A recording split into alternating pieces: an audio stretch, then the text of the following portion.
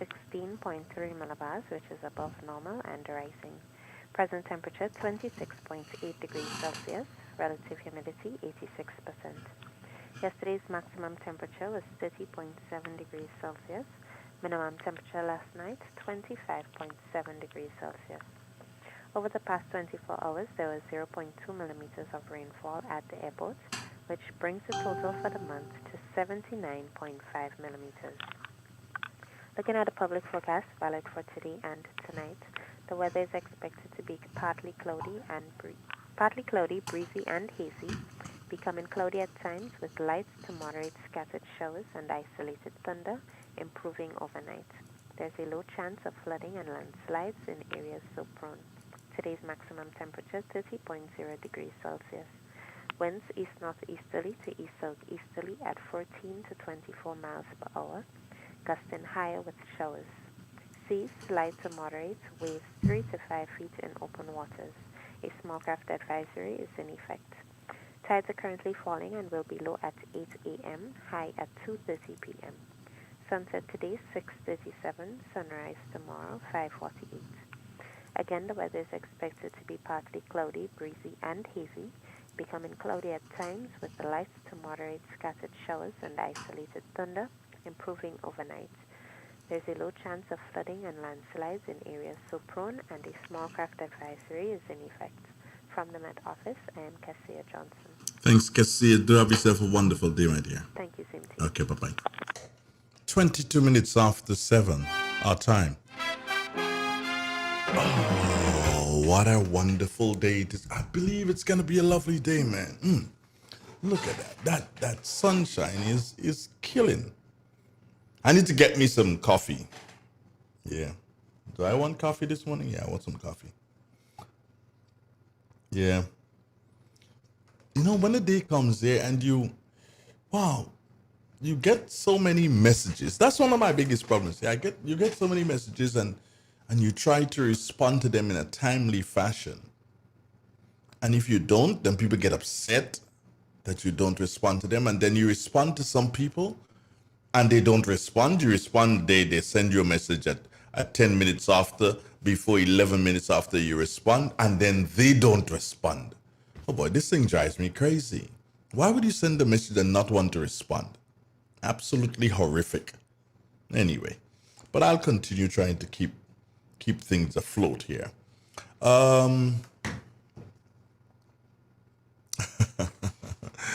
Good morning to all my viewers. Pat, good morning, and good morning to you, Stephen Simon. And Stephen Simon is in London. Of course, Pat is in St. Vincent. Now, the interesting thing here is that you'd have on the live responding, the first respondents, if you were to call them that, is the first person to respond would have been Stephen Simon, a Londoner.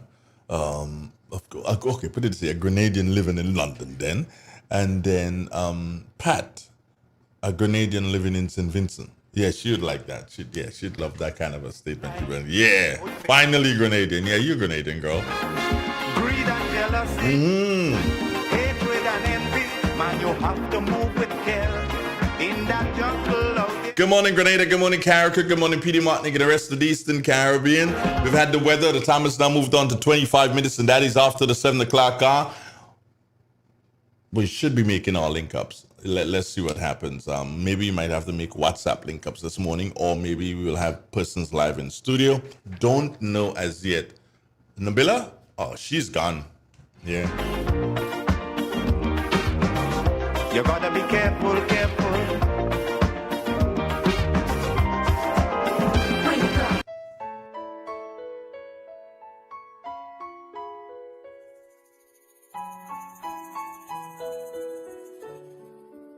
Hello everyone, my name is Dr. Neil Strite, an international social skill consultant, and I'm here to let the public know that every child has a right to say no to sexual violence.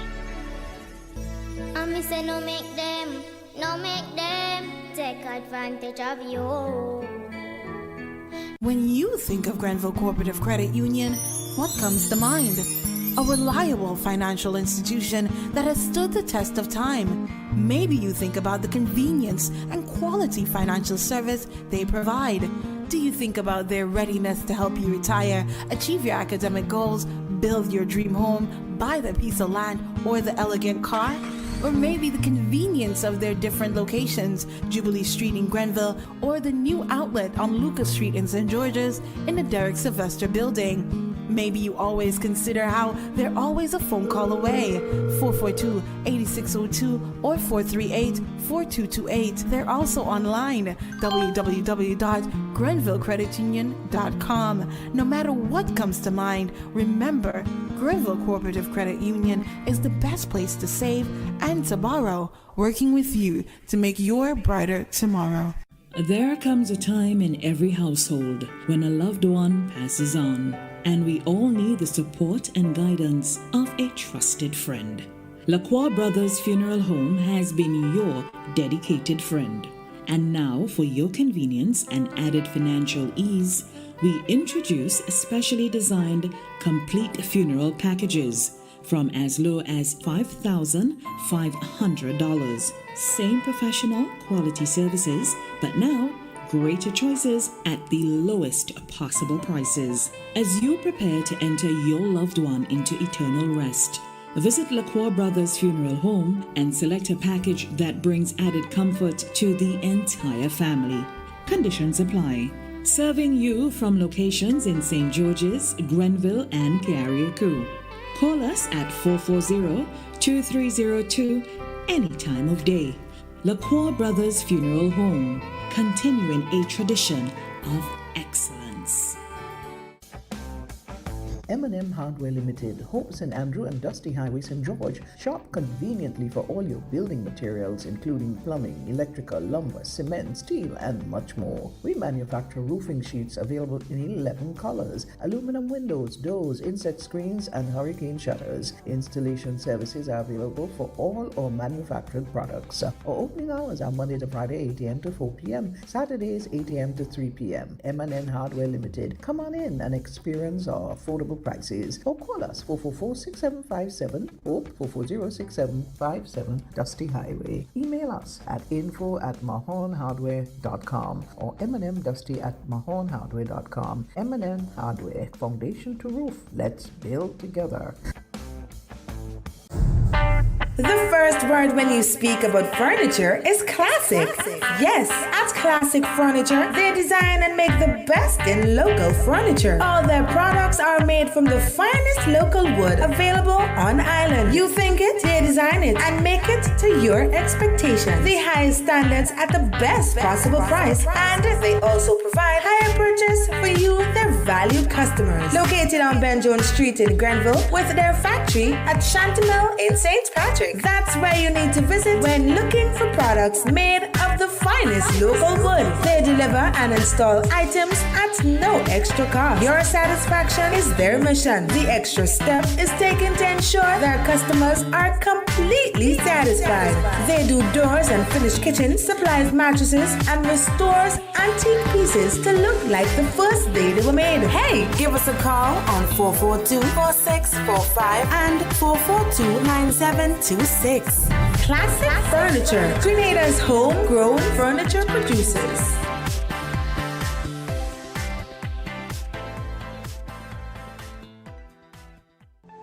Spot On, a new program with new perspectives every Tuesday and Thursday, 7 p.m. to 9 p.m. right here on the Realest of the Real, Real 91.9 and 91.5 FM. Real talk, real people, real issues in real time. With your host, Sheldon Scott.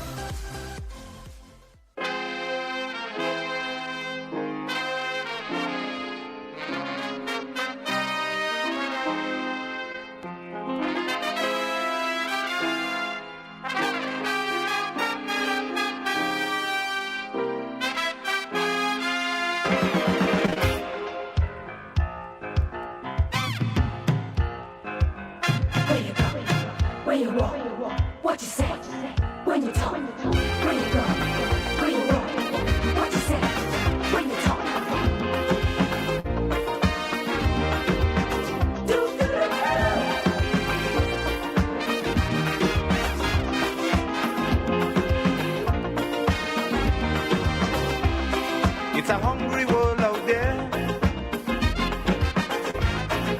Everybody scrambling to get a share. Wolves in sheep clothing, birds of prey waiting to swoop down on you, and there's no telling what they'll do. You gotta be careful. You gotta be careful.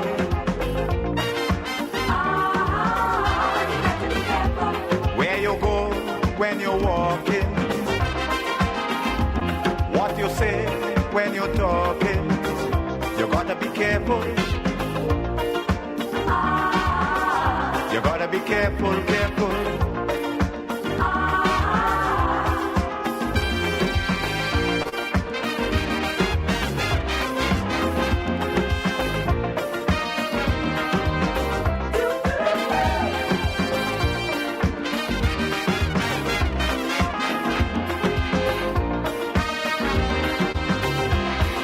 We have to prepare to meet the challenges of life without fear. Greed and jealousy, hatred and envy, man, you have to move with care in that jungle out there. You got to be careful. You got to be careful.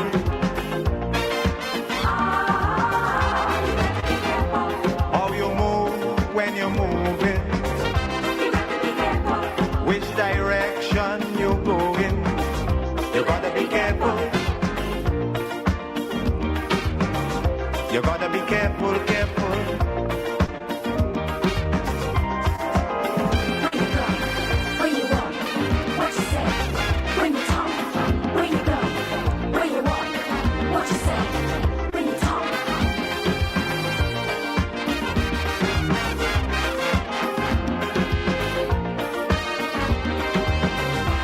In your search for happiness, you got to leave a little room for loneliness. More things could happen all of a sudden before you realize it's only a disguise. You got to be careful. You got to be careful. With what you do and how you're doing it. If you do, when you're doing it, you gotta be careful. You gotta be careful, careful.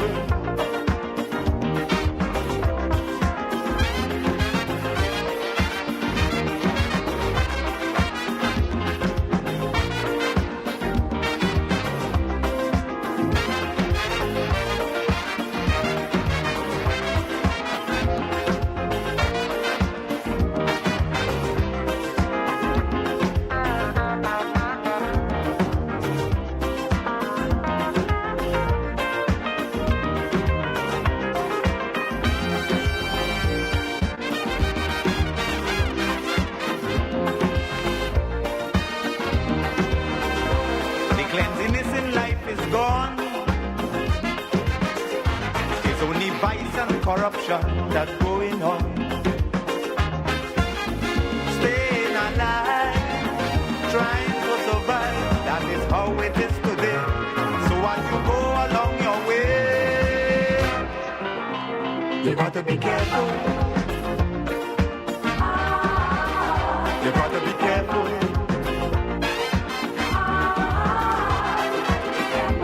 Where you go when you're walking. What you say when you're talking, you gotta be careful. You gotta be careful, careful.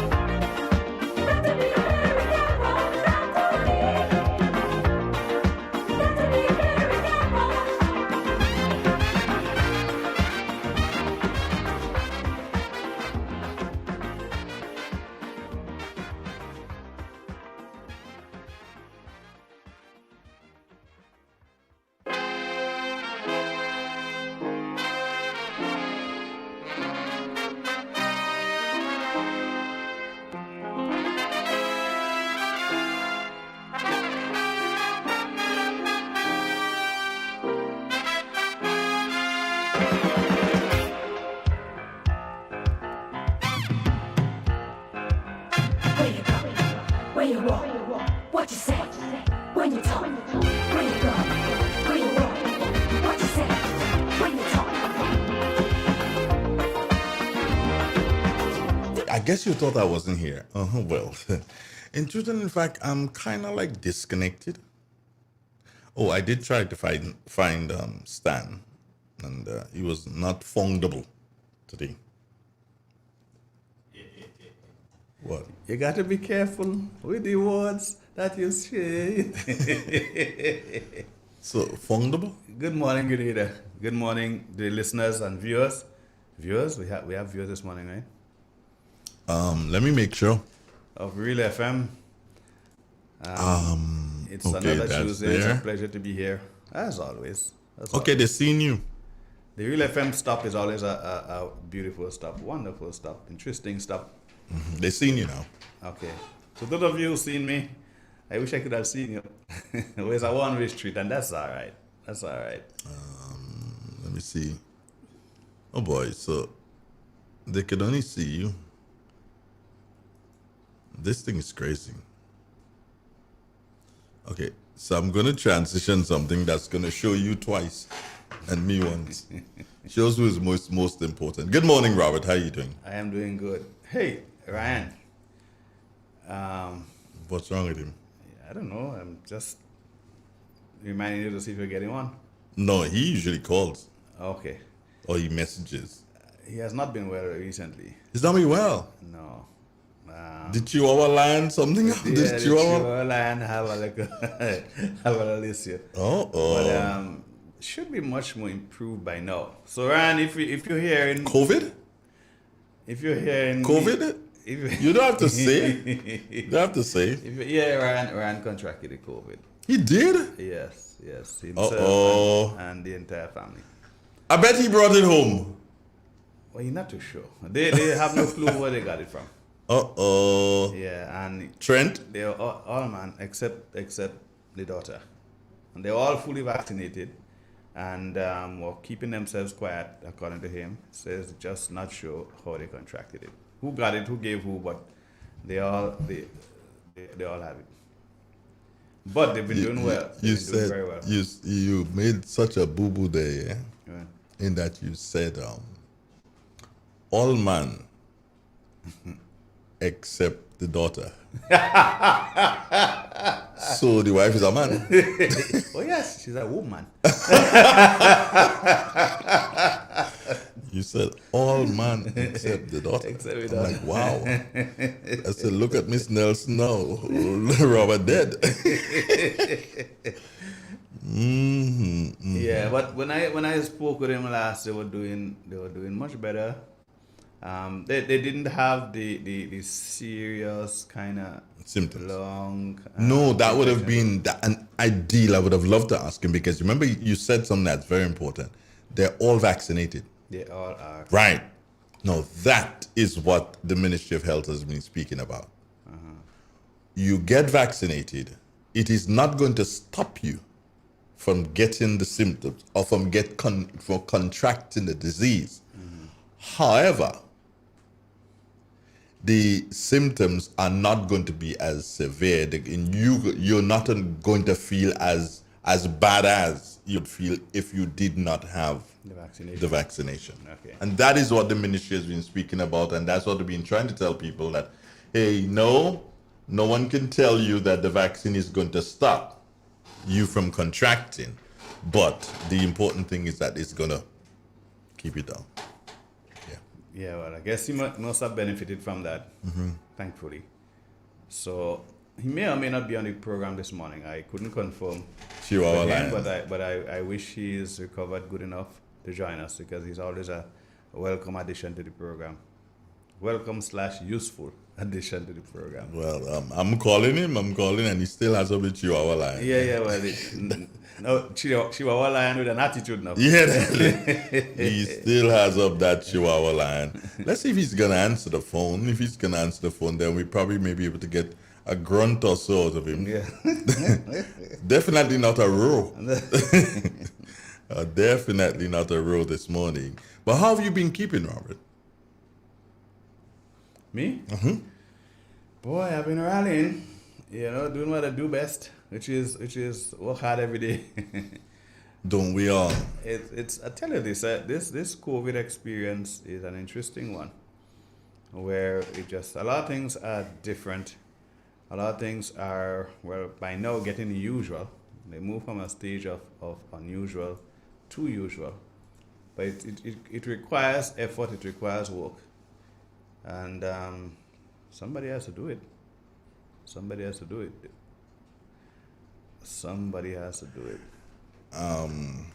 Okay, the Chihuahua line is on another call. That's what it says. So let's see. Maybe he's calling you. Definitely ain't calling me because I was the one calling him first. Yeah, but as you said, somebody has to do whatever. I have not seen the better of days for the past couple of weeks, but I'm on the mend. I know when the body starts to feel different, and so I'm not worse, but definitely on the mend. Okay. Not as good as I would want to be, but other than that, I'm okay. I try to keep this here thing rolling. Sometimes it's like, wow, do I really want to take the next step? Which is the next step, in all of this, because to run this is a step at a time. You can't jump. Oh, okay. Well, I sometimes wonder how you do it, especially that getting up every morning consistently. Well, I would say probably you may have a 97 to 98% record of being on air for the last 15 years every morning. That is tremendous. I don't know I would have been able to do it, because I realize as a person I don't do well with regimentation. I am a spontaneous kind of guy, and I feel good. I work well when things happen. I just up and I do things, as opposed to the regiment of every day. I would have to say I learned it from Troy, like it or not, because Troy did the morning program on GBC into GBN for ages. And one of the things he said to me is that you can't do the morning program and hang on to the night. Well, you can't do that. Yeah. It does. The two don't go well together. Two don't go well together. Is this the Chihuahua line? Yes, it is. It is the Chihuahua line. Let's see if we can get the Chihuahua line on. We leave that Troy thing for a while. Let's go to the Chihuahua line. Good morning, Chihuahua line.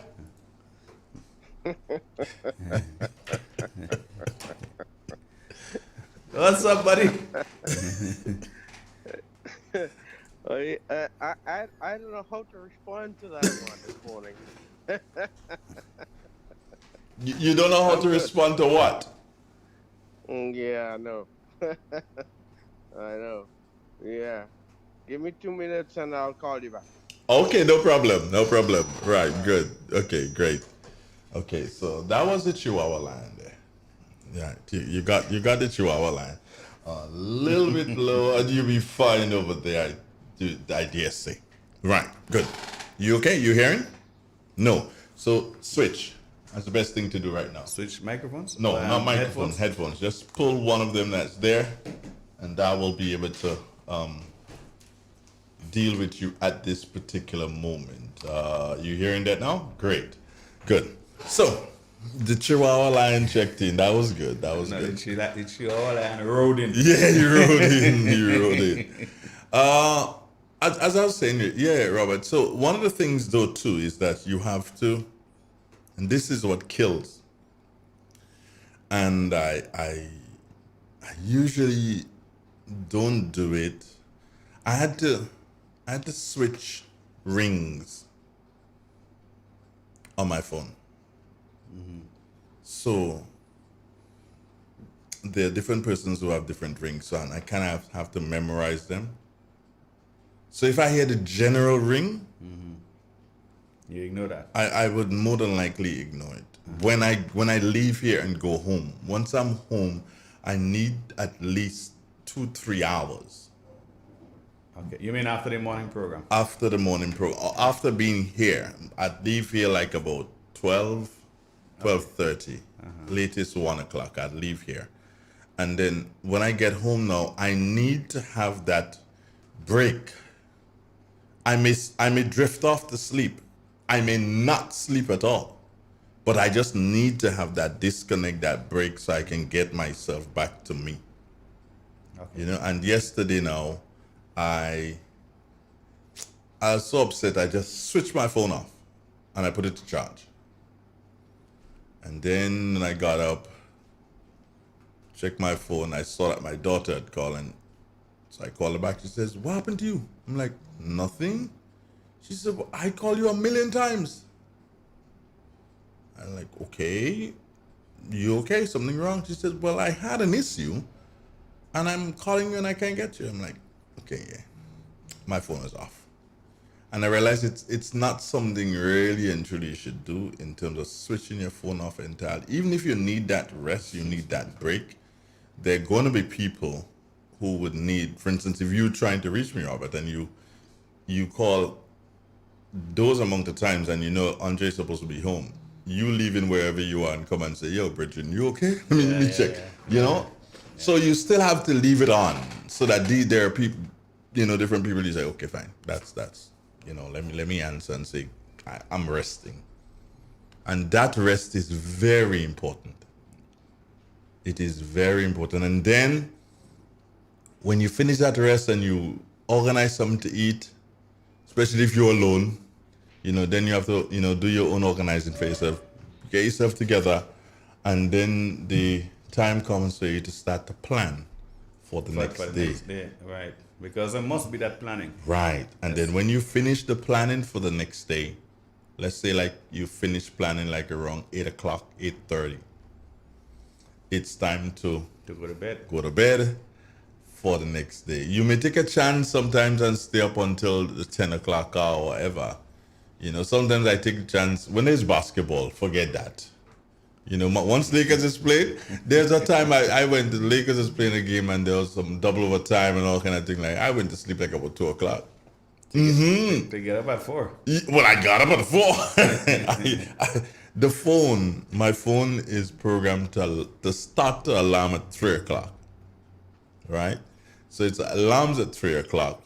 And that alarm would go on for 5 minutes. And then stop at 3:15. 5 minutes, and then it stop at 3:30. 5 minutes, and then it stop. 3:45 and 4 o'clock. So one of them has to do so and jolt me out and get me on. Damn, ready to go again, boy? That's it, you know. And you get up and you do stuff. You know, if you have enough time, then you probably go for a walk, or you know, you go outside for a minute, that kind of thing. If sometimes you have the time, sometimes you don't have it. But it's rather taxing. I can tell anybody that it's rather taxing. It's not an easy thing to do. You know, radio in itself is tough, and I believe that persons in radio in Grenada do not get the appreciation they should get. And I'm not, forget about Andre. I'm an old relic in this thing. You know, I could handle not having the appreciation, but for the youngsters, and I'm not speaking youngsters here at Real FM, youngsters in radio, even the radio DJs, sitting inside a room and playing music to yourself is mad people thing. You're hoping that somebody in the hoping that somebody else is listening. Yeah. You know, that's what it is. And that probably gave birth to a lot of the interactive programs where, you know, the people open the lines and call it, because you want to know if somebody's outside there listening. Yeah. You know, but if you come from my era, when I started, you didn't have those interactive programs. You didn't have that at GBC on Scott Street. Is it that it just wasn't part of the landscape, or were you prohibited from doing it? Well, it just wasn't their thing. GBC, Radio Grenada, that wasn't their thing. The FM stations actually brought that more. The FM stations had it. Because I had a program called Scrapbook by Paul. And that was a nighttime program. It was a call-in program. So I came from, and that's how I started. I came from talk show into general broadcasting, and I had to fit in. You know, I had to get myself fitted in because here I did not have the telephone to bail me out again. No, I had to do so and interact with the people through music and through research and through planning. So hence came the planning. But one of the better planners in I've ever seen is Jericho, Anthony Greenwich. Best thing. No joke. No joke. I'm telling you, he planned down to every single word that he was going to say. Oh, yeah? Yeah. There was he left nothing to chance. You know, whereas Andre will be like, just I ain't even bothering that. I know what I'm going to say, and I will just blurt out what I want to say. He never took that chance. He wrote everything, so he will write what he wants to say at 9:05. And if he's going to play a song, he's going to write what he's going to say inside of the song when the song gets a break. He does all that. Yeah, that was minute detail. Yeah, that's what he did, and I was like, but I ain't even bothering that. Man, I can handle that. And he's like, well, different strokes for different folks. Yeah, that's how it was, you know. But in terms of planning, yeah, he had it down to the science. I would plan in terms of my music, so I would know what songs I'm going to play when, because you had to go to the library to get your music. It wasn't like, okay, if I have the music and I'll click, click, click. Nope. You had to go to the music library. It just brought me back to the days when I frequented GBC quite a lot. The days of my involvement with courts. So I was in and out of that place because we used a recording studio to do the ads. Now, you know, courts had a multiplicity of ads in those days, and both radio and TV. So I always in and out of GBC, and I remember seeing fellas after program, you know, walking out with a big stack of records and things. Man, yeah. You know, you just look at the comparison today with a man in the studio and has access to libraries of music. Yeah. And so, anywhere in the world. We thought, or maybe even just walking on his computer, or maybe even just his phone. His phone, he has it. It's amazing the change and how the technology allows you to have so much access to so much more with so much less in terms of equipment. In terms of equipment, yeah. And but I used to trick the system. My trick was, you could not play, because every song, on average, the song was 3.5, 4 minutes. So when you did the maths, 4 1s are 4, and 2 is 6, and 4 5s 20. So you're looking at 15 songs tops for an hour. Inside that program. For an hour, all programming. Yeah. So when I had to do 1 to 6, which was 2, 3, 4, 5, 6, 5 hours, 1 to 6. So that means I would have to have 15 by 5, 5, 6 is 5 5s are 25, 5 1s are 5, and 2 is 7. 75 tracks. Wow, that becomes a stack to go with. A serious stack. Yeah.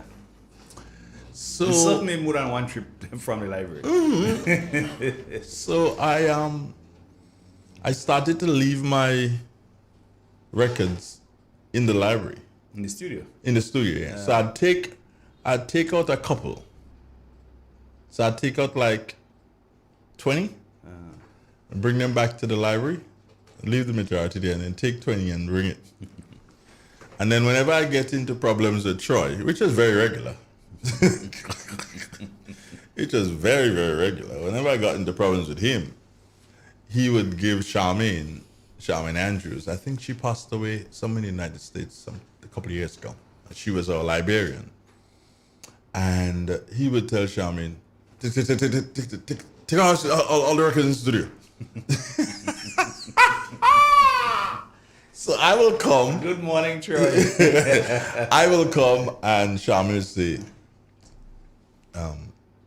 go and select your music, yeah? And I'll be like, you take it out again? Oh, okay.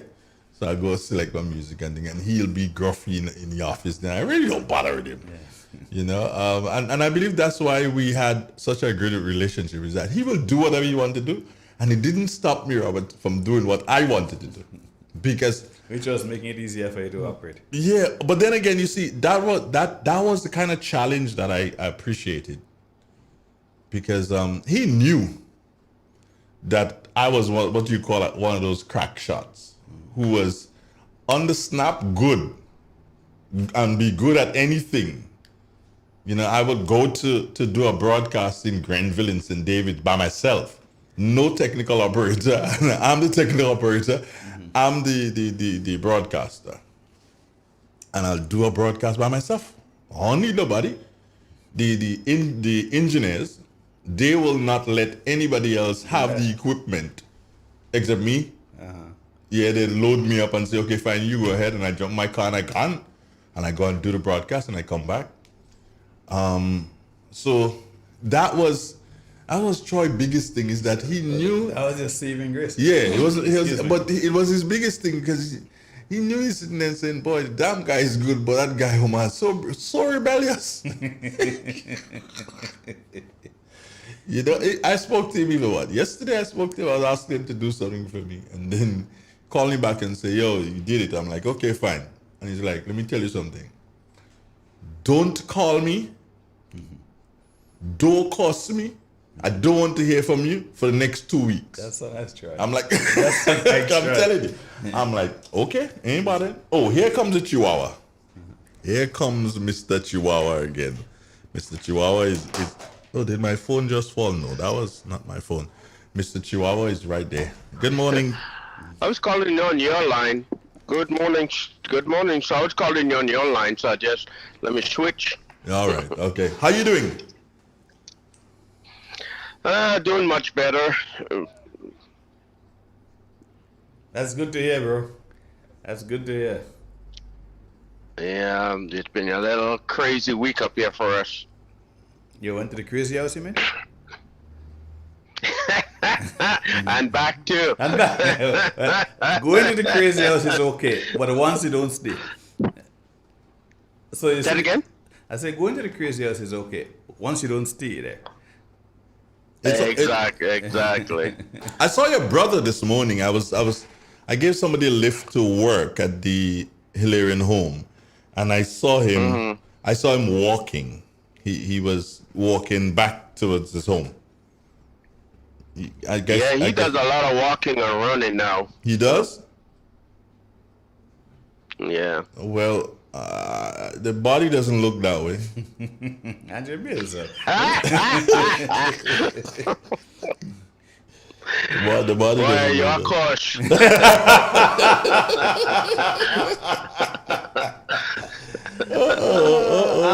I'm besides that typical Grenadian. Exactly. You notice the laughter. It got from both of us. Yeah. Boy, yeah, of course. Exactly. And it's not just what he said, it's the how. The how is a typical Grenadian response. Exactly.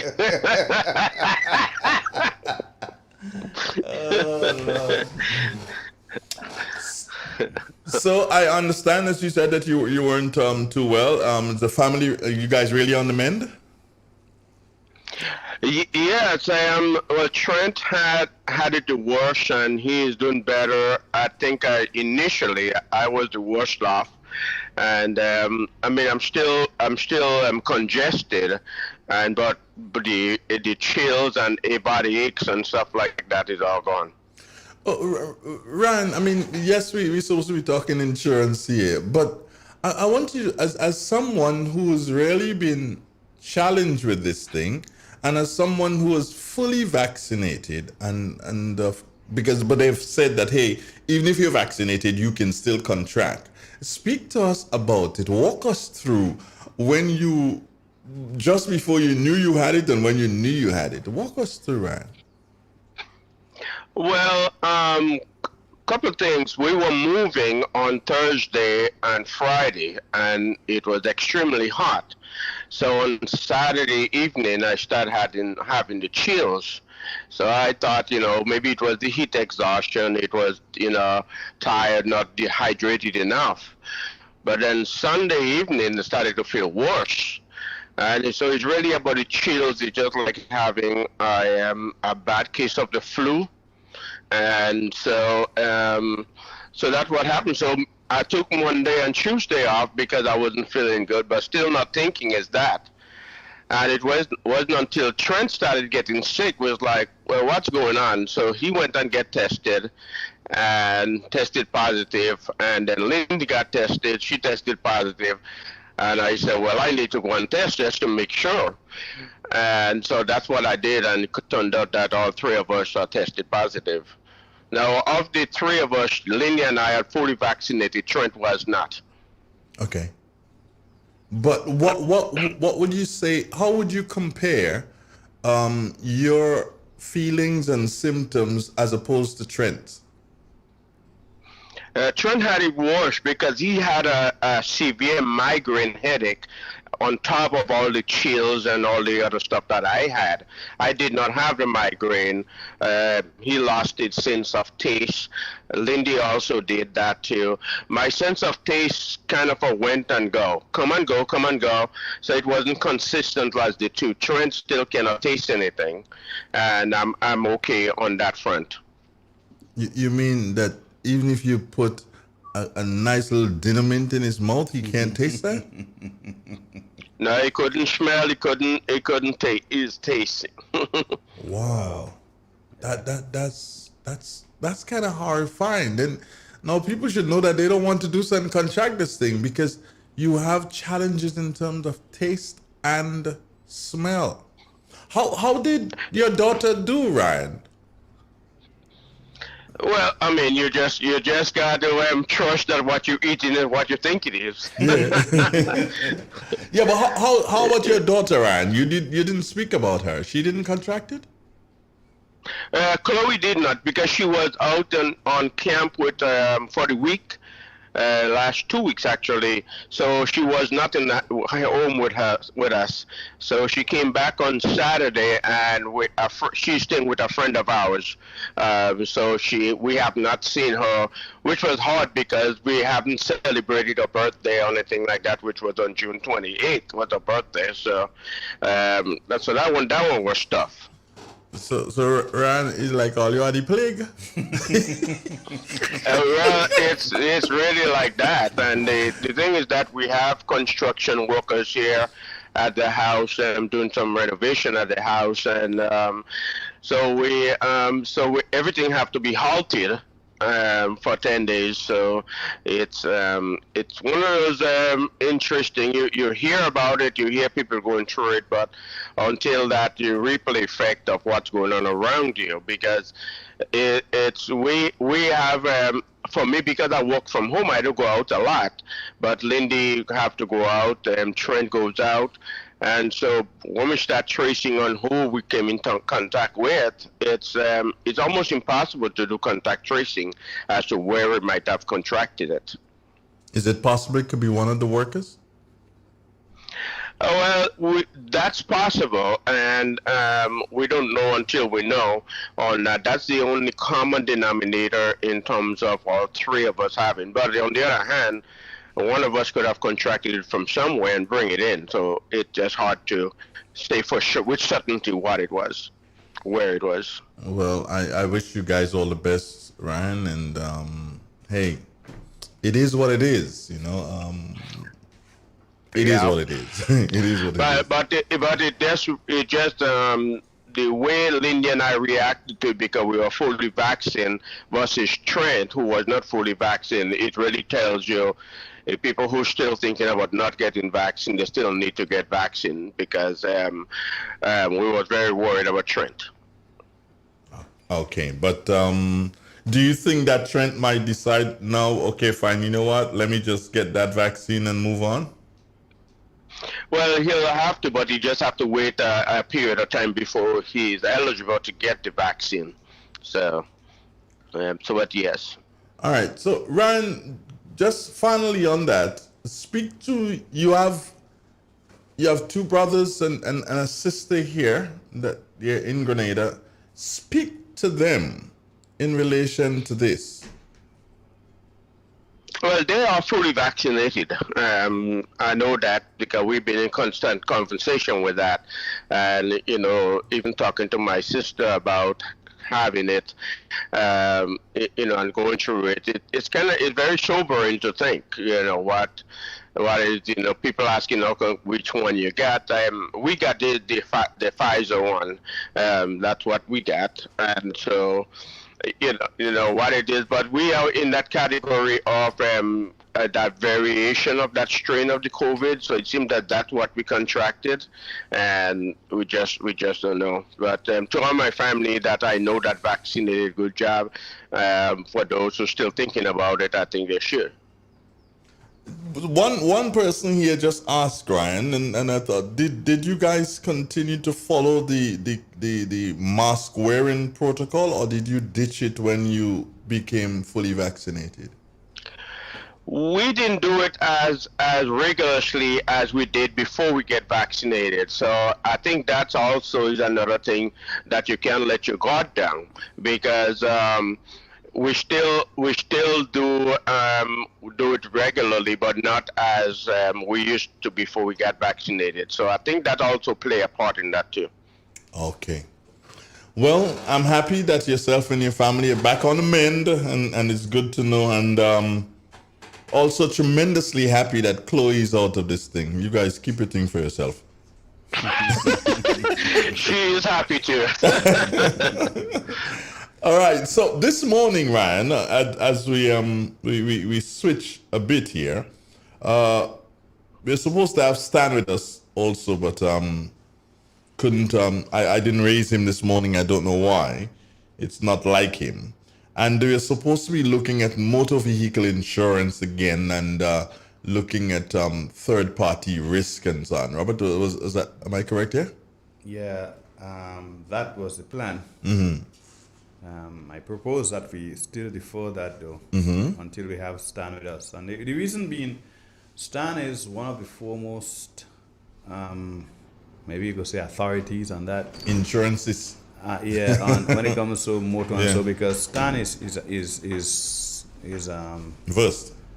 Yeah, not just from practical experience, but actually from training. Stan went to some part in Africa, I think it was, and actually did train in that field. Okay. So he has a wealth of knowledge, and that's why I like to defer to him when it comes to the issue of motor insurance, because he's way more qualified than I am. So maybe, okay, fine, I agree with you. So maybe as we have Ryan with us, and with what Ryan would have been through, it might be a proper time to say to folks that, hey, remember your health insurance, because there can be offshoots from this, Robert. Ryan, explain that to me. There could be, because already his son is not able to taste and to smell and so on.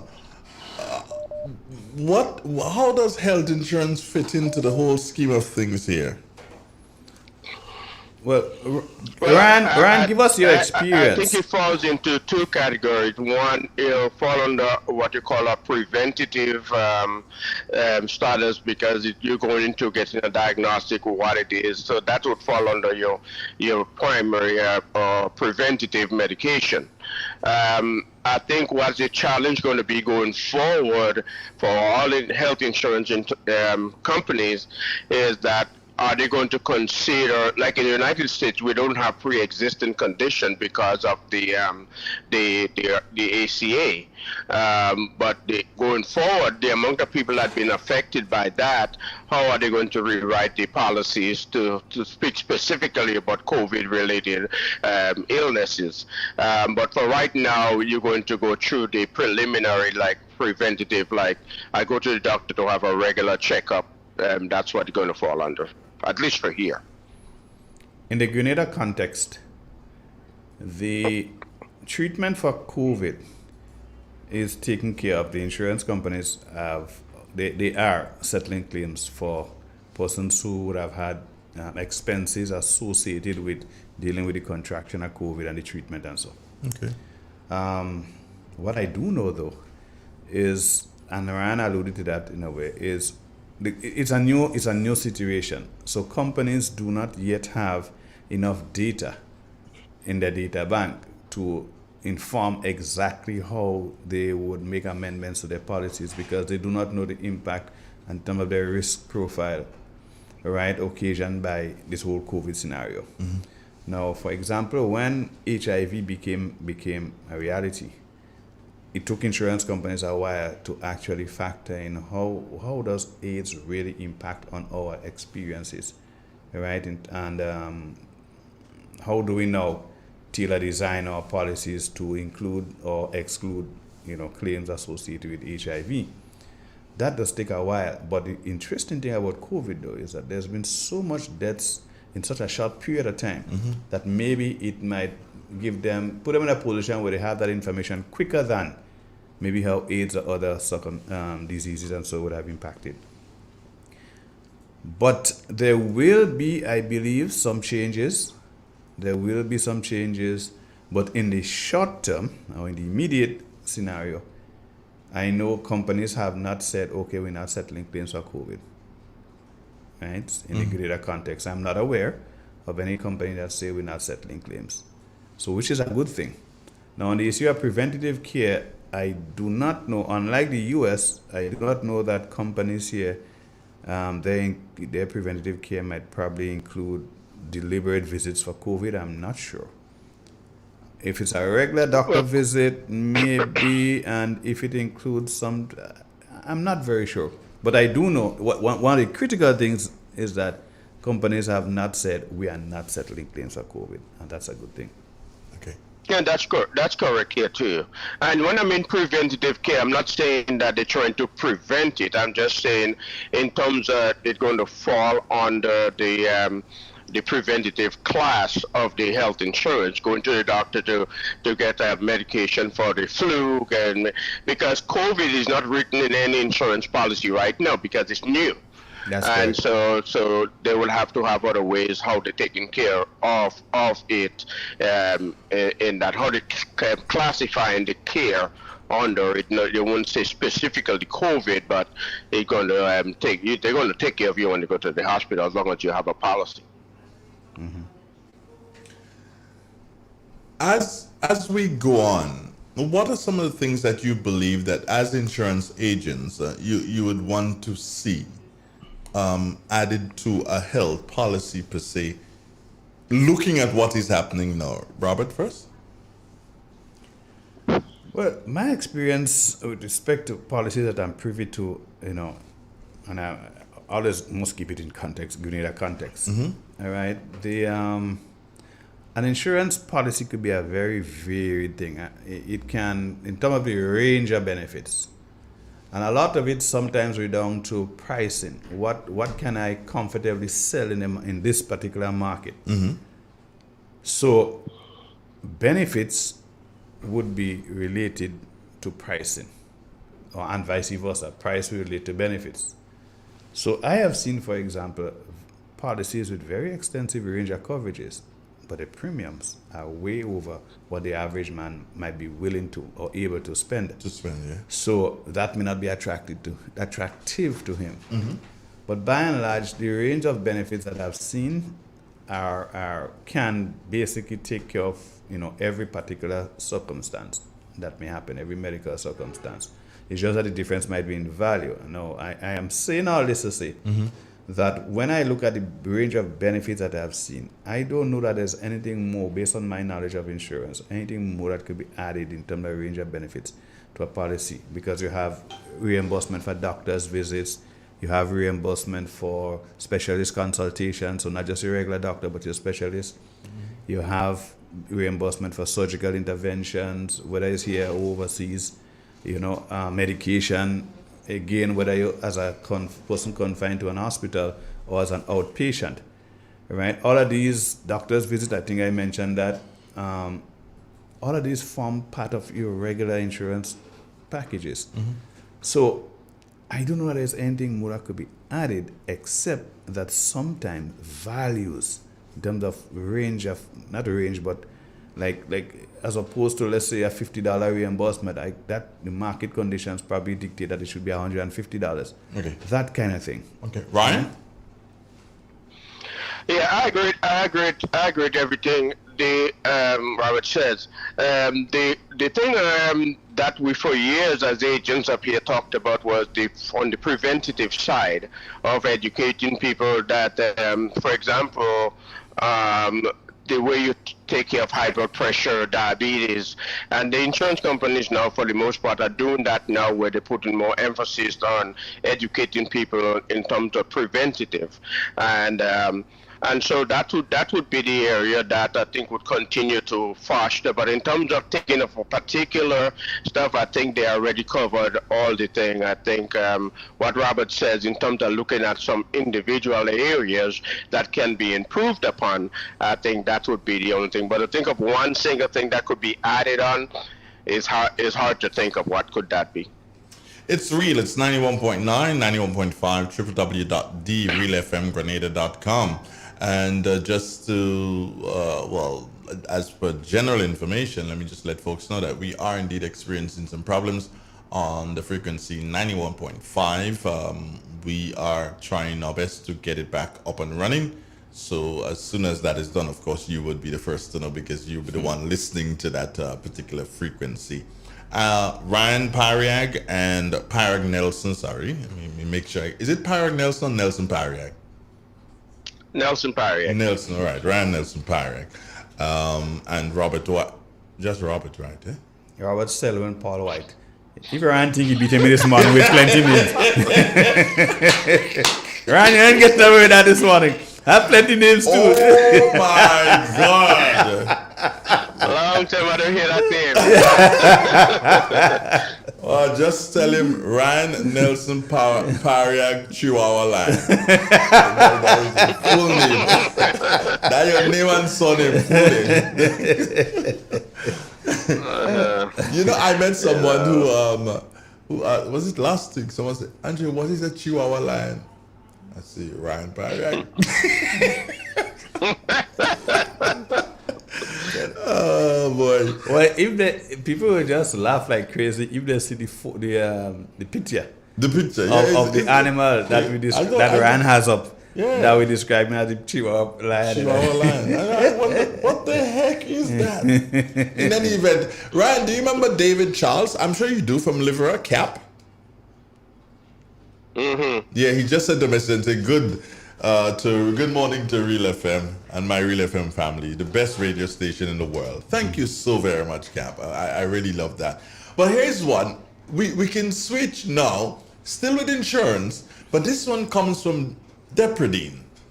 And Deborah says here, Robert, Mr. Donald and Mr. White, let us hear a little bit about flood insurance. This seems to be an area where potentials may have some concerns and need to consider, and not necessarily because one might be living near to a river or the sea, but any and everywhere at the look of recent experiences. Can you guys comment? Yes, we can. And that's a very good question, especially and it's flooding, so it falls in Ryan because Texas has had their share of flooding recently. But we'll get to him. Let me hear you, Rob. Yeah, especially in terms of recent experiences. Now, what we've seen ever so often, not every day, but ever so often, there's an amazing, reality. The rain comes and you see places where you never thought you'd have seen water. And so some persons who have their homes at low-lying areas would want to make sure that as far as possible that they have flood cover. Right now, it is part of the regular house insurance policy, right? In terms of a range of coverages. Now, if there's no particular exclusion, because there's some in that range of coverage, there's something that can be excluded. But if you live in a flood-prone area, you may want to make sure that you get an insurance company to cover you. Now, please explain that at the when you are getting your policy underwritten, because a company based on location may decide that, hey, we may or we may not offer that particular coverage. So it is important to disclose, and the policy document itself or the application form seek to capture that information by asking, how close are you to the nearest river or waterway, or that sort of thing, right? So you want to make sure that if that's a concern, that you raise it up front and let the company know what they're getting into, because you do not want eventually that there might be some issue with claim settlement and so on. But if you do have your excuse me, if you do have your homeowners coverage that includes flood, if you have damages occasioned by these incidences, then yes, you're covered.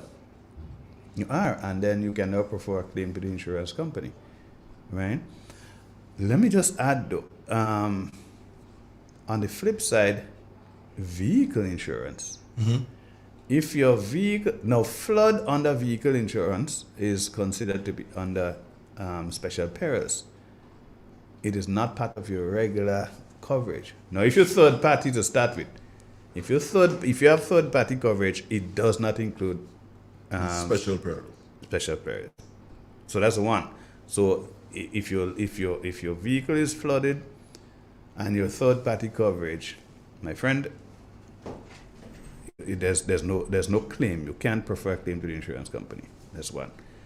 If you have comprehensive insurance, but you do not have the special perils coverage, you will not be covered for flood. And that's why I always say to people, when you're buying insurance, make sure you go the long haul.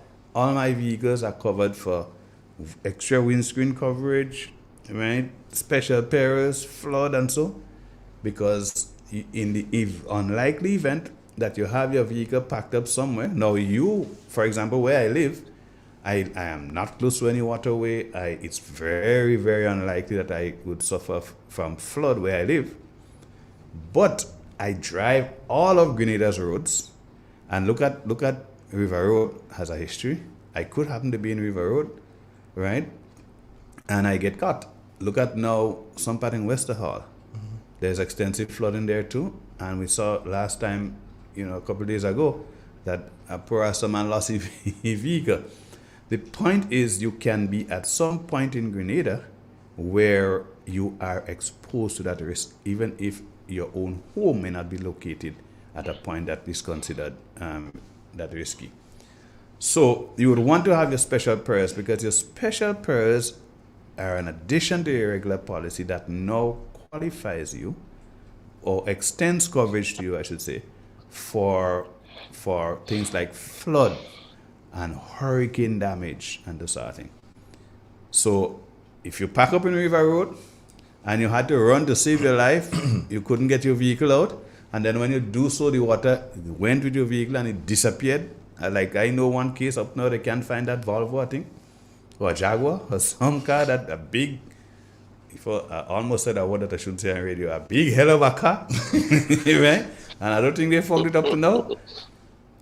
If you had flood coverage because it was part of your special perils coverage, then you don't have to worry. But if you didn't, even if you have comprehensive coverage, you're in a spot of bother. Ryan, you comment, because and then I have a question. You comment on the whole aspect of the importance of making sure that one has flood coverage.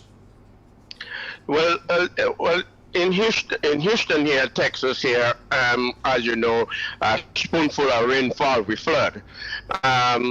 So you have your normal homeowners policy that cover water damage. That means if you have a burst pipe, and if you let the sink open, if the washing machine, something that damage your inside, that we call that internal water, then you have to have a special policy called flood insurance, and that normally is issued by the federal government, and that's called specifically flood insurance, and that's for any water coming inside the door from the outside in.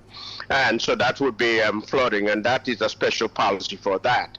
And like Robert says, it goes to certain, the premium is dictates where the area where you live, the risk factor of where you live. But we have experienced places in Texas that have never been flooded before and flooded, and so that creates another challenge.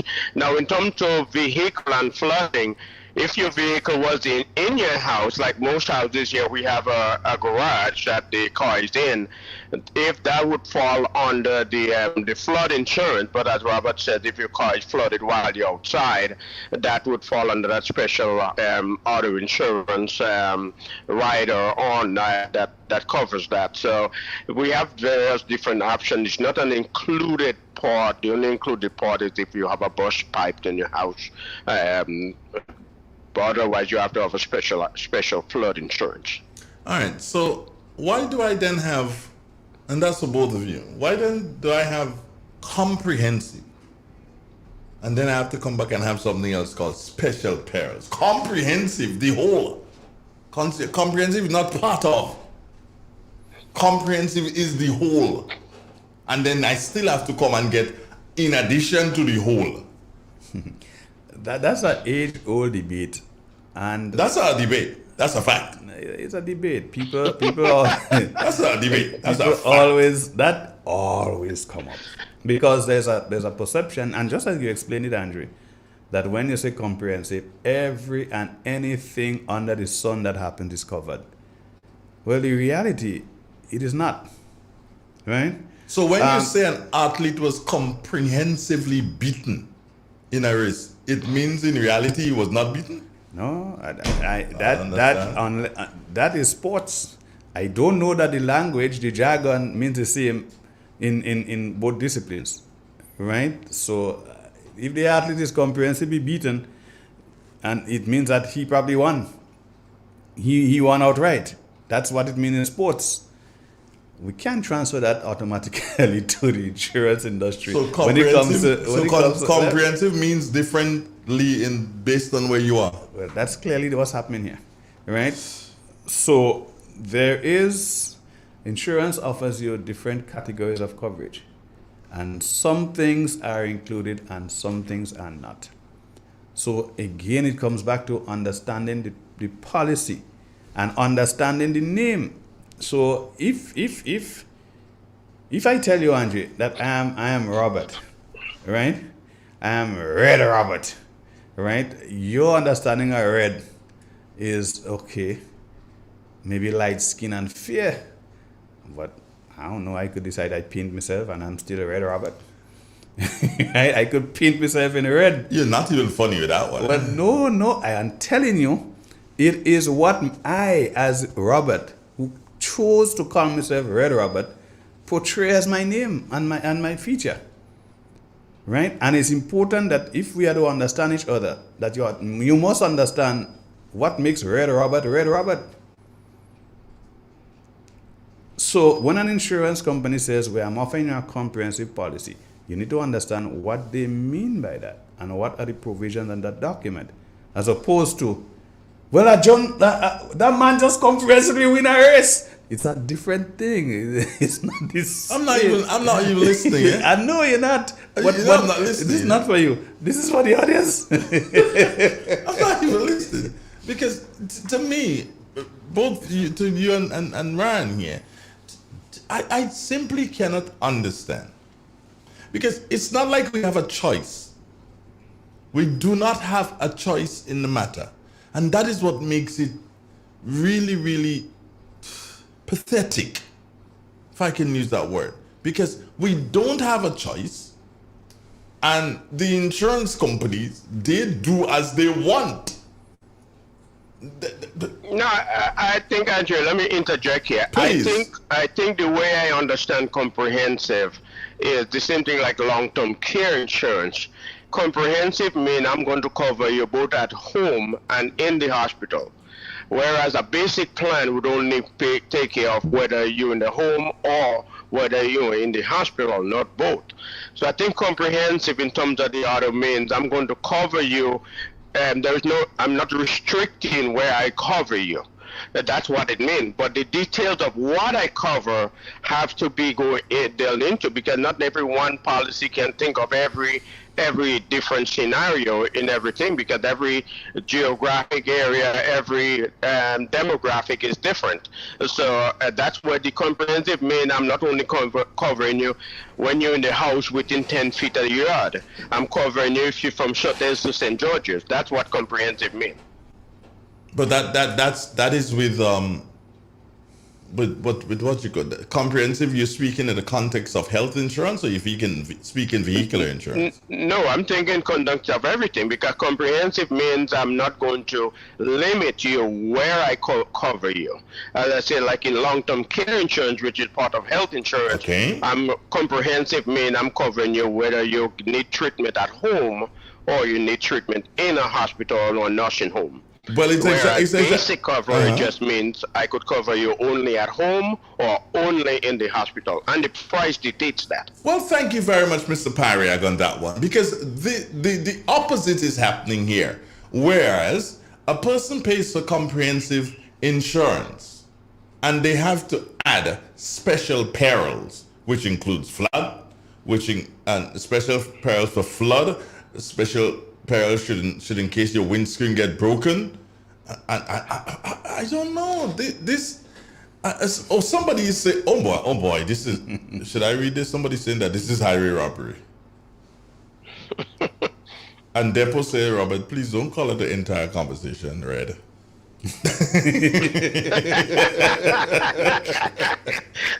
One in Depo. Yeah, but no, you see, I know that we never but I think we can get too hang up in the nuances of how we use different language. I think, as Robert says, you got to understand what the language means in terms of in the context of the insurance. And I think as a consumer, you got to make sure that you ask the question, what does comprehensive mean? Not to assume what it means, but know what it means. Well, I think that's the reality of that. Well, I'm also thinking here, why doesn't the insurance say, okay, fine, you know what? Let me really do this thing comprehensively indeed. And how do I do it comprehensively? Do it like how they do when you're shopping.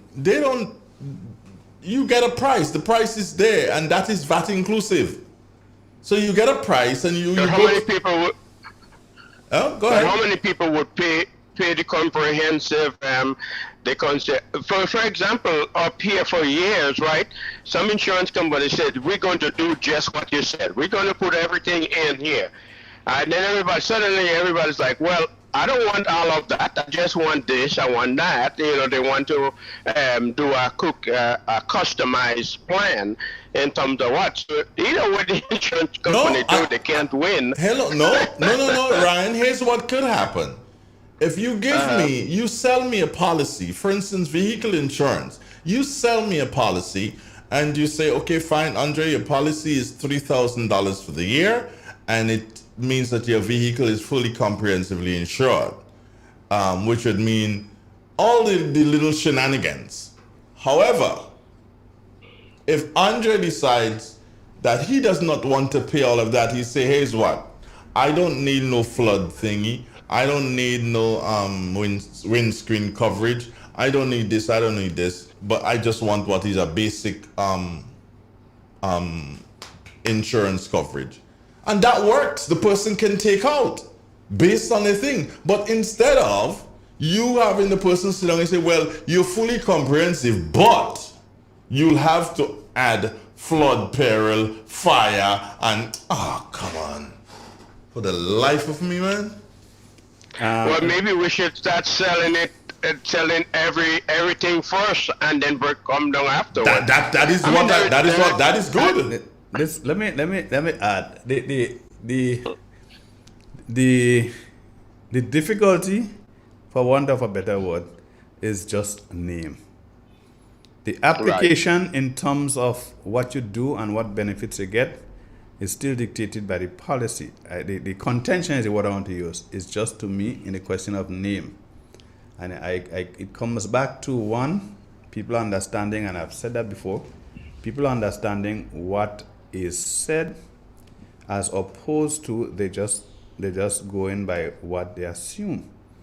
Of course, insurance companies, and I quickly add, has a responsibility to make sure that the customer knows exactly what they are getting, right?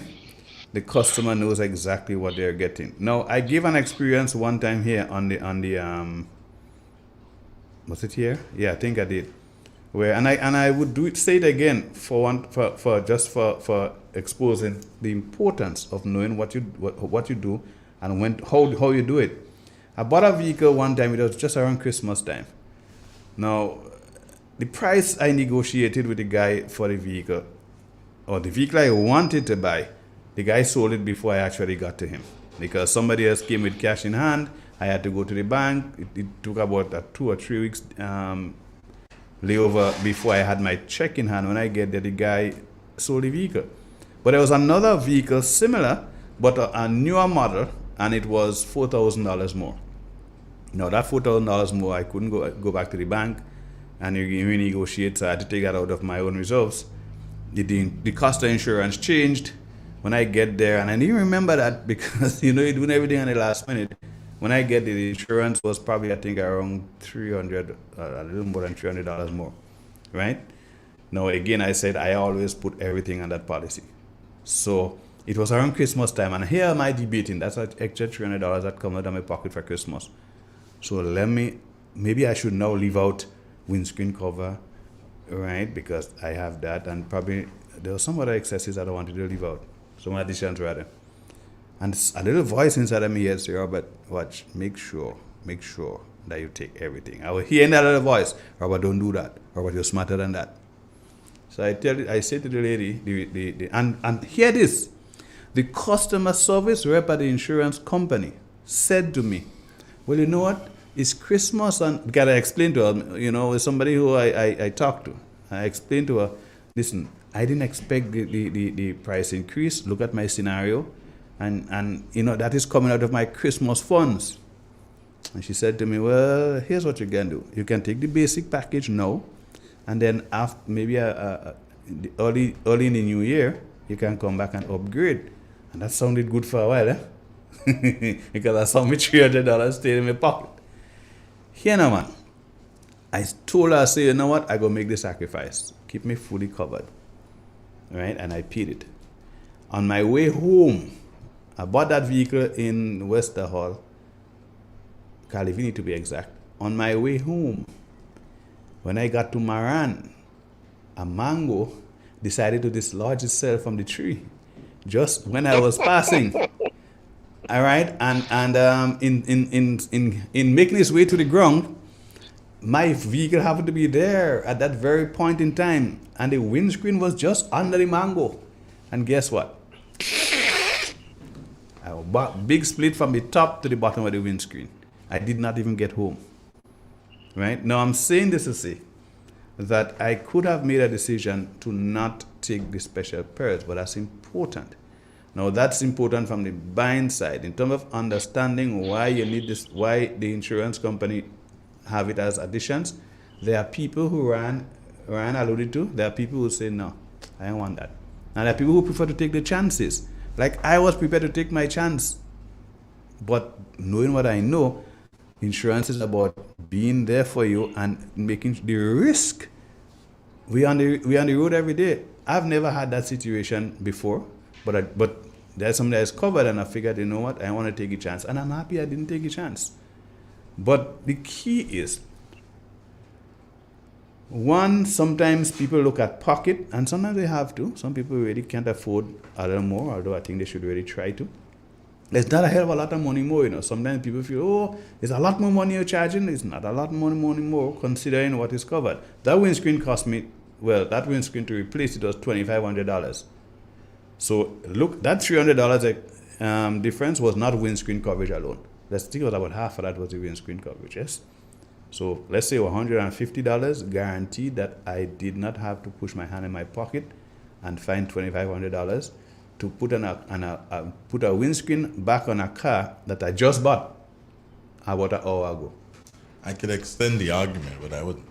Because I just tell you that $150 for the lifespan of that car, and if you still have the car, you've been paying that $150, and you didn't break another windscreen.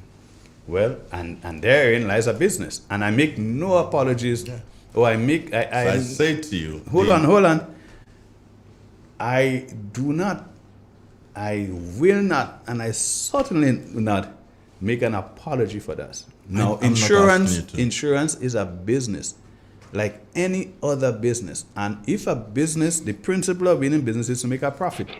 Now, if you do not make a profit, you're not going to be able to pay the claims. Now, yes, there are persons, and I could have been one of those persons, who have a vehicle for 10, 15 years and have windscreen coverage and never lost a windscreen. So the money that the insurance company make on me goes to pay other persons who have not been as lucky or as I have been, who unluckily bought a vehicle and going home, and the very first day the windscreen break. No, those things happen. These are people's experiences. I agree that these things happen, Robert, but we have to do some, and I think it is time that, and the day and age has come, and things that the insurance company used to hide in the fine print, people go online and they enlarge the print these days, and people are realizing that, hey, there needs to be a bit more dialogue between the customer and the insurance, and insurances should not be handed down to you like, okay, fine, that's it, you either take that or you can't take it, because if you ain't take that, you can't drive on the road. And everybody had the same thing. Tom Insurance had the same thing as Jack Insurance, as Harry and Harriet. They have the same thing. So, you cut there and it's like, you take it, you can't drive. If you don't take it, you can't drive.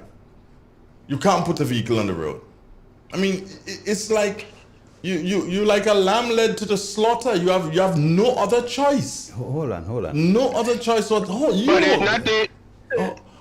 guys. But Andre, what? It's not the insurance company that's saying you have to be on the road. That's a government law. It's not the insurance company. The insurance company is saying, hey, that's a business opportunity. So that's not the insurance company that's dictating that. I'm happy you can't see me because I'm not in a laughing mood. Robert wanted to say something. Yeah, a while ago you said something, Andre, that I'm trying to understand exactly the point you're making. You said insurance companies, right? And people go on the internet and enlarge prints that insurance companies hide in fine prints, information they hide in fine prints, right? So there's a need for dialogue. What are some of those information you're referring to? That are hidden. I'm not one of those persons who went and read it. You set yourself up, man. Come on. You should do better than that, Robert. Come on. Shots. So, Andre, you're running in the next election. You know the politician answer. All right. Robert, you have to do better than that. Yes. Oh, come on, Robert. I didn't say I did. Come on. Did I say Andre did that? Come on. Lord. You need to do better than that, Robert. Come on. Oh, Lord. This morning I wish you didn't have the video. I wanted to fall on the floor and laugh. But no, I honestly believe that the world is changing. But insurance, while it is changing, it is not getting any better for the insured. There may be things, there may be benefits, that are offered in certain areas for the insured, but it is just costing the insured more. There has never been an occasion in my life that I have heard that insurance has gone down, or the insurance of the vehicles, okay, because of we did not have 10,000 accidents last year, as opposed to the year before we had 3,000 accidents, which means that our profit margin would have been X. So as a result of that, we're going to give you a 1% deduction in your insurance premium. You don't hear these things. The insurance companies never offer anything. They don't offer things to people, and they make it look as well. Not look as, that's how it is. If you take it or leave it at your business, we don't really care. You must get it anyway because government say you have to get it, so take it or leave it. That's not good.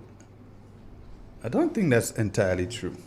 Entirely is the operative word. And I tell you why. My information that tells me, and I'd use examples both from general insurance, as in motor vehicle insurance, and life insurance. I know that life insurance premiums have gone down in recent times, and again, it is a reflection of the risk profile. People are living longer, one. So companies are able to stretch their premium, maybe premium collections, their revenue income over longer periods because people are living longer. And as such, they are able now to offer lower premiums. So I know premiums have gone down on life insurance as compared to when I started the industry about 30 years ago. When I look at comparative rates, I can tell people are getting more coverage for less money now. That's one. Two, on the motor vehicle side of things, there has always been the practice for rewarding good driving. It's called a no-claim discount. Persons who are entitled to this are persons who, persons who would have had a good year, did not present a claim to the insurance company, and so the insurance company give them a round of applause and say, good, very good. So here's what, your rates goes down next year. Now, the thing though is, obviously there's a limit on how the extent of no claim you could have, but some companies allow you discounts of up to 50% of what your premiums would have been had you not been a good driver and not providing them with any claims. Now that is a way of saying thank you. That is a way of sharing the profit with you, because you have contributed, you as a good driver, you have contributed to the company's bottom line, and they say, hey, thanks for that. I must admit though, not all policies qualify for that. For example, third party. And third parties are limited coverage, so not everything you get on it, including the opportunity for no claim discounts. You don't go as much as probably 50% for third party, although yes, you still get some discounts there. I shouldn't say you don't get, but the extent of discounts. Rates again on property insurance, I've seen rates being as high as $9 a thousand, and I've seen it gone as low as $5 a thousand. Rates come down. Now, what I don't know, maybe again, I keep saying the insurance company don't blow their horn enough. So it could be marketing and dissemination of information. Thank you very much. No, I would agree to this. Thank you very much. I would agree to this. They probably don't blow their hand enough. Let me just say this. I have to tell you this, and you're going to laugh. So I'm just going to read it. Andre, you hitting Robert hard. He may not show up next time.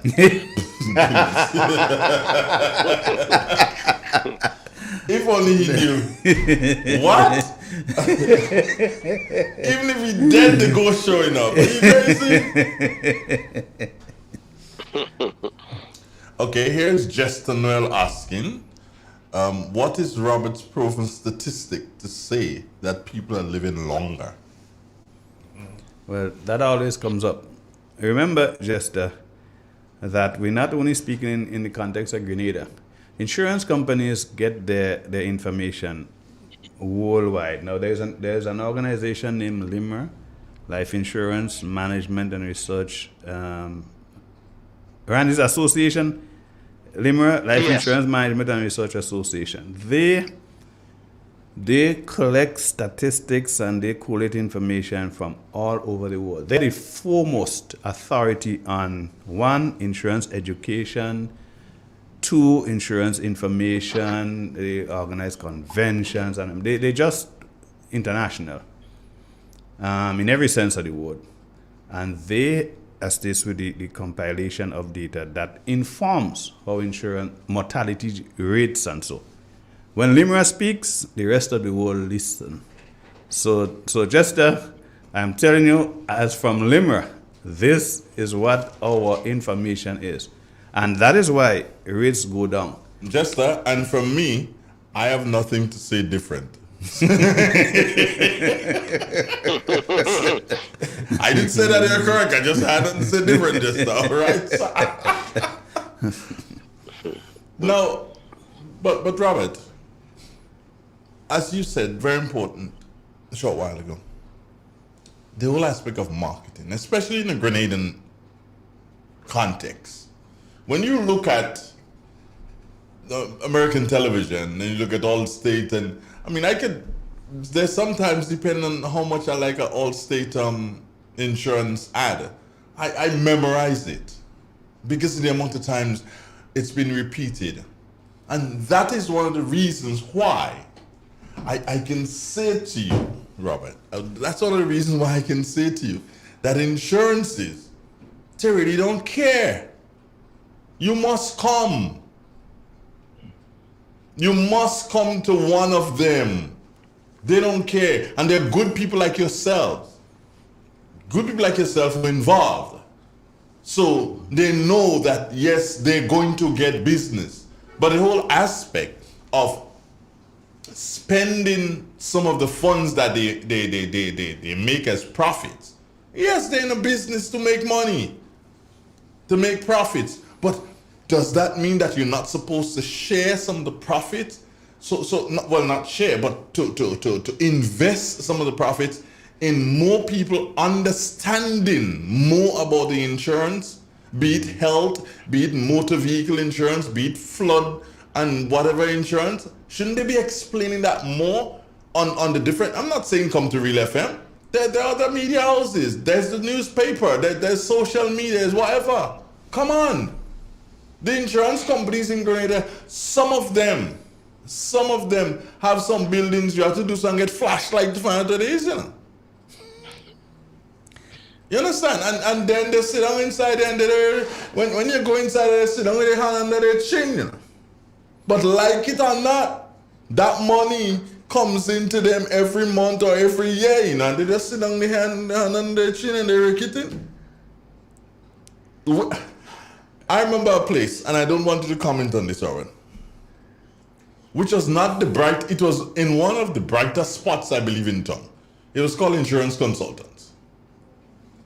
And when you go inside there, you see people in them interview wondering what's going on, but they were raking in, maybe I say millions, I don't know.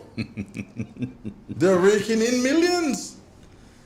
You know, the whole landscape, I believe, has to change. And that is why I don't want any insurance company to invest in this program. And that's why I will not call any insurance company an insurance consultant. They're dead right now. They're not. No. Those they're very much alive. They're alive? They're very much alive. It's one of Grenada's foremost. Okay, I saw they're dead. Well, where they still where I used to know? Yes. Oh my God. They have the steps on Halifax Street. Well, at Kirk, I take flashlight to find them. Andre, people may not agree, but that's what it is. I have to agree with you that okay, the issue of advertisement and cost. Education. No. Education, yes, because advertisement or advertising is probably one way of disseminating information and educating persons. There is a wealth of knowledge about insurance in Grenada. You have a lot of people who have, scores of people who have spent years in the industry, who have trained, or who sometimes by virtue of the practical experience, between a combination of actual certification and on-the-job experience, there's a wealth of information. And of course, that wealth doesn't reside in any, one company. It's spread across companies. Every company in Grenada, insurance-wise, has 1 or 2 or 3 or 4 persons who are solid, right?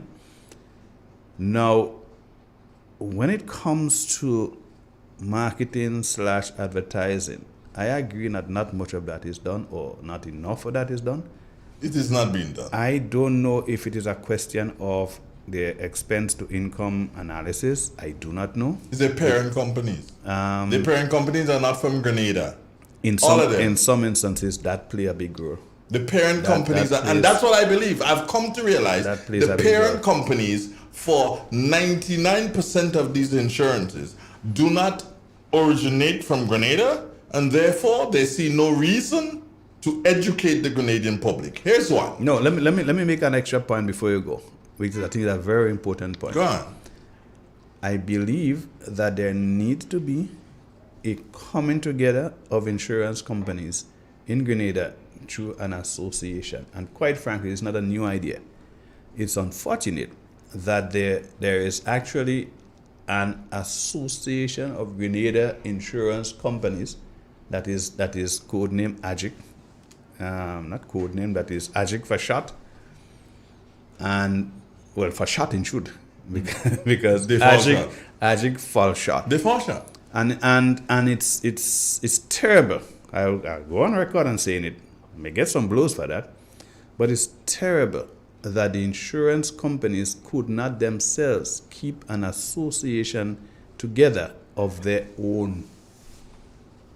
Because that association would have been able now to offer a lot of, maybe deal with the issue of probably even education to themselves or for themselves, so they better even train their personalities, but as well as offering the education to the public, because now they could have been speaking as one voice. Yes, there's competition, but there are a lot of issues that are common to companies, and they could speak to the public as one voice. Let me give you this one here from Brian Banfield. Good morning, Brian. Thank you very much for being on the live.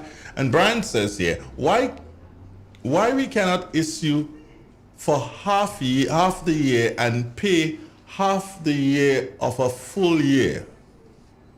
Half the price, of a full year. The majority of insurances want us to pay 50% of the full year for half year and give you 4 months for half year. Do you understand that? It's a bit confusing in terms of how it explained, but I think I understand where it's going. He's paying 50% for 4 months, and 4 months is not half year. It's right. It's 1/3. You see, the insurance is a 1-year contract, that is legal. So, and if you actually get an insurance 6 months or 4 months or so, it's technically against the law, right?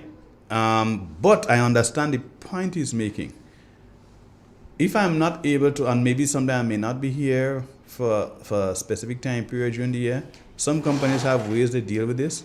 But I think offering you a contract, a certificate, or that is less than 1 year of duration, I think has some legal implications. Okay, here's one. The irony in this, why would insurance companies reward good behavior, quote unquote, with profit when it comes and relies on the performance of bad behaviors? Yeah, I don't understand that. I understand it fully. Because he's saying that you're making more money from the people who behave bad. Because they have accident, they have to pay more for excess and all these kind of things. That's where you're making money. No, that's a fallacy. Let me do something. Okay. Let me do Tell something. Depot that. Depot you're talking to. Depot, let me give you an example of an actual case. So, no names called. This client had a vehicle. No, this client, as a young man, crashed his father's car, the first one. The insurance company that the father was insured with for years and who had a very good track record with, because the father didn't have an accident. The insurance company paid. He crashed his second car. The insurance company paid. He crashed his mother's car. The insurance company, that time now they started but they paid. because the parents had very good claims history. So that young man now bought himself a car and went to the insurance company. Now the parents were such good customers that the insurance company did not want to say to him no. So the company said, you know what? They were fair-skinned people. They were Caucasians. Or somewhat. No, they weren't actually. Black people like me? Never. Yeah. But black people with money. You think black people doesn't have money too? Okay, I got you. So the guy showed up and came to insure his vehicle. So he was given a quotation as if he was insuring a plane, because of that the common denominator in those accidents is him. And they thought that he would have just said, no, I want it. He said, okay, I'm coming back. He came back, right? Yeah. Now, here the point I'm making here, Depo, is that there are times the insurance company in which they don't want you, in which they don't have to cover you. And they sometimes tell you no, because you present a greater than average risk. And you're not good for business. There are people who aren't good for business. Ryan, let me do say thank you, not just for our insurance talk this morning, but thank you very much for sharing the issue with you and your family. We do empathize with you, and we wish that you come out of this good. And in case you Trent, if he still can't smell, send him down for oil, dog. Good morning. If he can't smell that well, think bad. Yeah, I'll have to send him down for some of that. Yeah, you have to send him down for some of that. Thank you, guys. Thanks for helping me be a part of it. Yeah, thank you. Stay cool, brother. All right, you too, my friend. Take care. And say hi to the family as well. Yeah, take care, Ryan. Nice having you, as always. Robert, again, a very interesting conversation this morning, I believe that we had. And whenever we speak insurance, the audience, they seem to get agitated, especially vehicular insurance. And that's why we need Stan.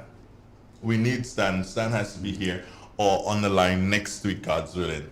But the insurance companies, my brother, they have to understand that they have a responsibility not just to do as people see them doing, which is they see them sitting down and collecting monies. They're probably doing a lot more than this. But they're not speaking enough. They're not speaking enough, and that is a big issue for the nation. You need to speak up. You need to say things you're doing. I know that there are insurance companies who support the national team in terms of the swimmers. But they don't speak up and you don't hear about it. And then so people just figure that, okay, fine, all they're doing is taking money and they're taking money and then they're buying new car and they're thinking. And as a matter of fact, let me tell you something. A friend of mine's had an accident. This is a nice one for you to go with. A friend of mine's had an accident. He's insured with a particular company. The vehicle, based on the magnitude of the accident, written off, but could fix. You know, most vehicles can be fixed. The person who dealt with him, his insurance agent, sorted him out. He wanted to purchase the wreck so that he could fix it. You know the insurance agent? No. The guy? The guy. The insurance agent did not allow him to. He purchased it for himself and fixed it and sold it. And these are things that happen. And when these things happen, it bothers people. Well, put it this way. There are two sides to that story. One borders on maybe unethical. Borders on unethical? It is unethical. Okay, if one can argue, if the gentleman got fully sorted out for his vehicle then beyond that, he doesn't have a vehicle. No, we understand Right? that. I understand that totally. So- but if the gentleman, he got fully sorted out by the insurance, there was not an issue. He got fully sorted out. But he said to the guy, hey, I'd like to purchase the wreck. I mean, it is anybody's wreck then. Yeah. And you could have walked in and purchased the wreck. And I'm sure the person would not have felt that bad. But for the agent to put, Yes. that is where the problem is. And that's the what agent, makes it, that's insider trading. And that's what makes it unethical. Right? And that's what makes it you know, unethical. and I believe that if it has happened once, it means it has happened before. And so here's an insurance agent that an insurance company is allowing to make money, quote unquote, on the backs of other people, as far as I see it. And that is so very wrong. And these are the problems that the insurance companies have. These and more. Interestingly, though, and unfortunately, I should say, not all companies operate like that. No. I know companies who are not in the business of keeping wrecks, right? So the wrecks Canadian. That's it. So they have a salvage value and they discount that from the claim. Now the advantage to the client with this is the adjuster may say, okay, your salvage is here valued at $4,000, but if you go to open market with it, you get 6-7. I know there are persons whose experience that has been. So I think, again, it's how companies operate individually, but I agree with you that no company should be operating like what you just described. We've got to go. It's like 7 minutes after 9. We broke the record. But here's what now. Depo again, he says, church, insurance, politics. Who got in the gods? I think that's a nice way for us to end this one. Who got in the gods, Depo? We're going to answer that next week, Depo. Informative, entertaining, and first. Every hour on the hour. Welcome to the latest news update as produced by the Northern News Network. Details when we get back. M&M Hardware Limited, Hope St. Andrew and Dusty Highway St. George. Shop conveniently for all your building materials including plumbing, electrical, lumber, cement, steel and much more. We manufacture roofing sheets available in 11 colors, aluminum windows, doors, insect screens and hurricane shutters. Installation services are available for all our manufactured products. Our opening hours are Monday to Friday 8 a.m. to 4 p.m., Saturdays 8 a.m. to 3 p.m. M&M Hardware Limited. Come on in and experience our affordable prices. Or call us 444-6757 or 440-6757 Dusty Highway. Email us at info@mahonhardware.com or mnmdusty@mahonhardware.com. M&M Hardware, foundation to roof. Let's build together. Hello and welcome back. Locally, plans are underway to have some work done within the Ministry of Youth Development. This according to Her Excellency Yolande Smith, Ambassador to Grenada in the U.S. In the region, Prime Minister Rowley boasts of strength of CARICOM. Outgoing chairman of CARICOM, Prime Minister Dr. Keith Rowley, has lauded the strength of CARICOM in his last address as chair. On Monday, during the 42nd regular meeting of the CARICOM heads of government, Dr. Rowley thanked each member state for its support, collaboration, donations, and contribution during his term. He said the solidarity that exists among the region demonstrates the importance and spirit of the community. While we know how valuable this organization is to the security and prosperity of our region, that does not always translate into the everyday discourse. In dealing with this pandemic, it would have been unimaginable for any one of us to face it alone. Said he is confident his successor, Antigua and Barbuda Prime Minister Gaston Brown, will get the support he needs and will serve to the best of his abilities. I am particularly heartened that he will be supported come August by the new Secretary General, and Trinidad and Tobago was pleased to preside over the transparent selection exercise within the ambit of the Community Council and acknowledge the high caliber of both distinguished individuals who offered themselves. Around the globe, Britain plans to scrap laws requiring face masks and social distancing later this month. Prime Minister Boris Johnson confirmed on Monday, even as he acknowledged that lifting the restrictions will drive surging coronavirus cases higher. A return to normal life. UK Prime Minister Boris Johnson broke the good news Monday, but warned against undue exuberance. I don't want people to feel that this is, as it were, the moment to get demob happy, this is the end of COVID. It is very far from the end of dealing with this virus. England, though, is set for a significant return of personal liberties. As of July 19th, face masks will no longer be required in public. Social distancing limitations, including limits on gatherings and 1 meter of separation, also scrapped. Nightclubs and restaurants back open at full capacity. Working from home